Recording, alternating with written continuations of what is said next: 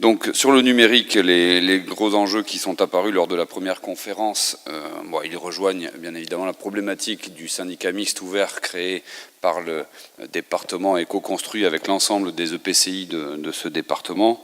Donc bien au-delà du déploiement de la fibre et de ce programme, à l'image de ce qui a été fait sur Pau, d'aller chercher chaque habitation, chaque local de ce département en fibre, il y a des problématiques qui se sont fait jour.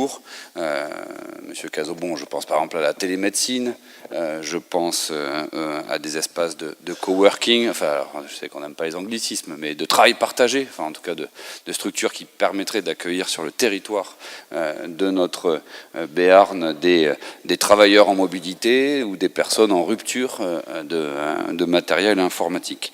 Et puis il y a surtout un beau dossier aussi et qui là du coup nous impacte tous, communes, nos CCAS, les différents établissements, c'est ce qu'on appelle l'inclusion numérique, en tout cas comment on résorbe la fracture numérique. Alors il y a une fracture numérique qui sera résorbée par le déploiement des infrastructures. Certaines personnes se sont en mal de débit Internet et donc se retrouvent exclus de tout ce qui se passe en la matière.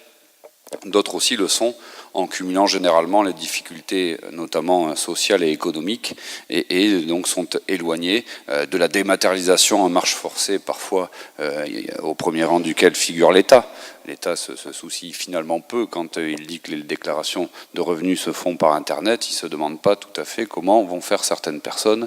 Et je ne reviens pas sur les cafouillages, sur les cartes grises et les procédures pour demander les cartes grises. Donc je crois qu'il est de notre responsabilité, nous, collectivités locales, élus locaux, élus de terrain, de construire une offre rationnelle qui permet de ramener et d'amener en tout cas le maximum de personnes vers le numérique. C'est aussi un enjeu si on ne veut pas contribuer à générer une phobie du numérique qui serait tout à fait dévastatrice là aussi.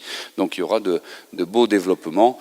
Et d'ailleurs, Mounir Majoubi, secrétaire d'État au numérique, devrait venir vendredi signer la labellisation du département des Pyrénées-Atlantiques, qui est à la pointe là-dessus et qui peut servir donc de tête de pont pour organiser, parce que si on veut lutter contre cette fracture numérique, il faudra qu'il y ait une chaîne qui soit bâtie entre tous les prescripteurs, au premier rang desquels les plus petites communes comme les plus grandes et nos CCS par exemple et d'autres instances. Donc voilà, il y a de beaux dossiers.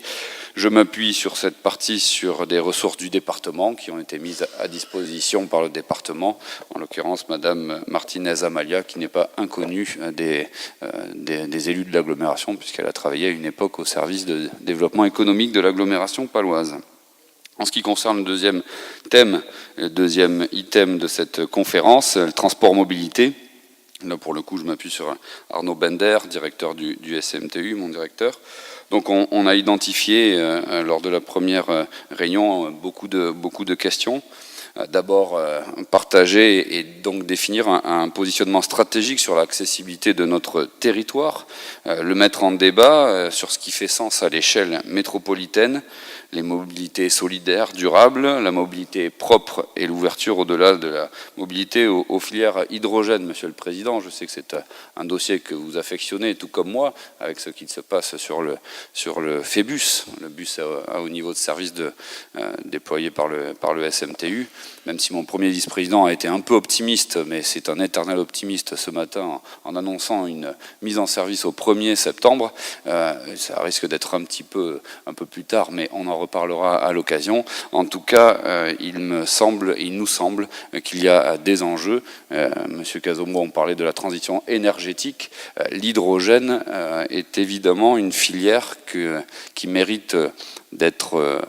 Et notre territoire a des atouts pour aller beaucoup plus loin. Je reviens de Toulouse la semaine dernière où il y avait 2 jours consacrés à l'hydrogène. Le projet palois de bus à haut niveau de service est tout à fait identifié jusqu'aux plus hautes instances européennes. Et ce qui m'a frappé par contre, c'est notre absence finalement de structuration même si l'agglo essaye d'avancer, mais il va falloir travailler, y compris avec la région. J'ai vu une région, Occitanie, qui s'est mise en marche pour être leader sur cette filière hydrogène, qui aujourd'hui explose. Vous avez vu tous le débat sur le train hydrogène, avec notre territoire qui a postulé, puisque on postule sur la ligne Oloron-Bedouce, si je ne dis pas de bêtises, ou Pau-Canfranc, je ne sais plus laquelle j'ai un trou. Là, Oloron-Bedouce, je crois, ou l'autre, mais enfin, l'une des deux en tout cas, pour expérimenter ce train qui est fait par Alstom, et notamment tout près de nous, à Tarbes, et donc il y aurait du sens à ce que cette expérimentation nationale se déroule sur notre territoire, mais il y a de territoires intéressés qui ont candidaté en tout cas. Moi, je crois à cette filière comme vous, Monsieur le Président, hydrogène, et je pense qu'on n'a pas le droit de passer à côté de ce qui pourrait se structurer pour peu que l'on mette les acteurs autour de la table et l'échelle du pôle métropolitain, notamment pour toquer à la porte de la région Nouvelle-Aquitaine. J'ai été, je vais vous le dire, les journalistes sont partis, assez choqués de l'association qui promeut l'hydrogène, qui s'appelle l'AFIPAC, a édité un petit guide et faisant état des initiatives dans chaque région. Et pour la Nouvelle-Aquitaine, c'était un vélo de la Poste à hydrogène et il n'y avait pas Phébus. C'est les seuls, je pense, alors qu'ils financent notre projet d'ailleurs, qui n'ont pas conscience de ce projet-là et qui n'ont surtout pas conscience de ce que l'on peut faire sur ce territoire pour en faire une vraie création de valeur. Jean-Paul sait de quoi je parle aussi et connaît bien ce secteur. Donc voilà, je pense que c'est entre autres un domaine important. Moi, je veux rappeler simplement que lorsque le ministère de l'Environnement, Nicolas Hulot, était ministre, a organisé la grande rencontre nationale sur l'hydrogène, il n'y avait qu'un projet présenté. C'est moi qui l'ai présenté, c'est le projet de Pau. Donc c'est incroyable ce manquement-là. Et je serais heureux que vous le réécriviez pour qu'il puisse ainsi toucher du doigt notre surprise ou notre irritation. Et Monsieur le Président, nous nous battons aussi pour récupérer quelques subsides du plan hydrogène découlant des annonces du ministre Hulot, parce qu'aujourd'hui, notre projet est tellement avancé que selon les critères de l'ADEME, il ne serait pas finançable par ce plan hydrogène. J'ai manifesté mon étonnement, pour ne pas dire plus, aux responsables de l'ADEME à Toulouse l'autre jour, en disant que je pense que ça ne pourrait pas durer très longtemps je pense qu'il faut qu'on s'en occupe. Je prends bien volontiers votre aide pour nous en occuper. Et donc, au-delà de ces questions, bien évidemment, il y a tout ce qui concerne les mobilités douces et vertes.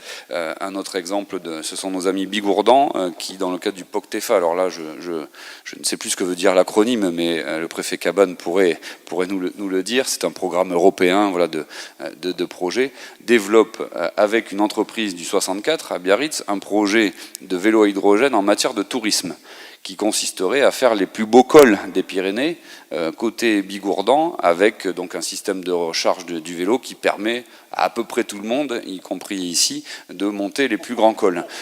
Mais je trouve dommage, moi le premier, ça fait 20 ans que je fais plus de sport, je trouve dommage que notre territoire aussi ne soit pas en capacité, avec une entreprise qui est située à Biarritz, d'être à ce rendez-vous-là, puisqu'on a les mêmes atouts que... Merci beaucoup. Peut-être on peut passer très rapidement sur...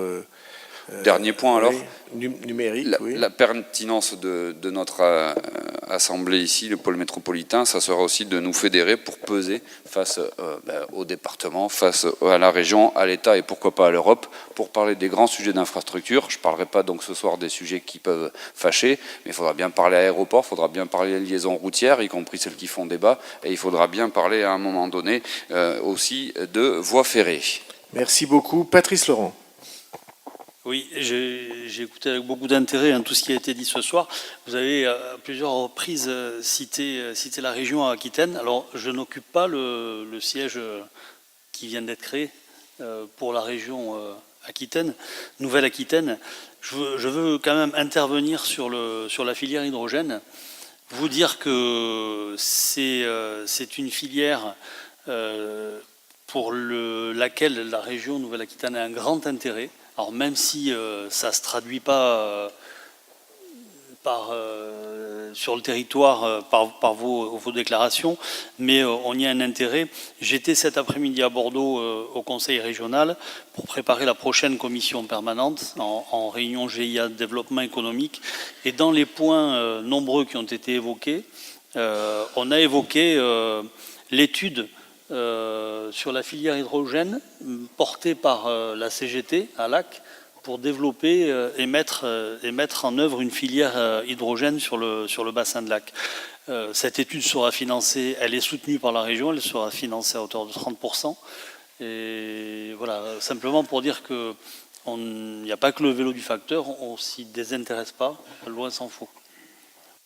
Monsieur le Président, si vous me permettez 3 mots. Moi, mes propos étaient positifs pour dire qu'il était bien temps de se mettre autour de la table, parce que j'ai vu par exemple l'Occitanie, où ils sont vraiment en ordre de bataille, et comme on a quelques atouts ici, il suffirait peut-être de se mettre autour de la table tous ensemble pour essayer de ne pas passer à côté du train, si vous me permettez cette expression.